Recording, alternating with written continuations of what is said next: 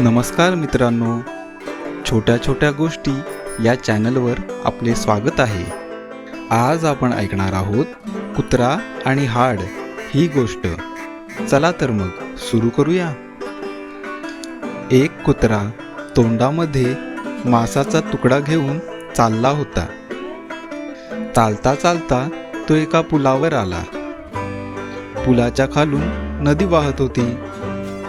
अचानक त्याला पाण्यामध्ये स्वतःचे प्रतिबिंब दिसले। त्याला वाटले वेगळा कुत्रा आहे आणि त्याच्याही तोंडात मांसाचा तुकडा आहे। कुत्र्याला हाव सुटला आणि तो आपल्या प्रतिबिंबावर भुंकू लागला। भुंकताना त्याच्या तोंडातला मांसाचा तुकडा पाण्यात पडला। अशा प्रकारे लोभामुळे कुत्र्याला उपाशी राहावे लागले। तर आपल्याला ही गोष्ट कशी वाटली?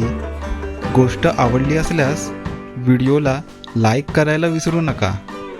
हा व्हिडिओ तुमच्या मित्रमैत्रिणींनाही शेअर करा आणि अशाच नवनवीन गोष्टी ऐकण्यासाठी चॅनलला सबस्क्राईब करा।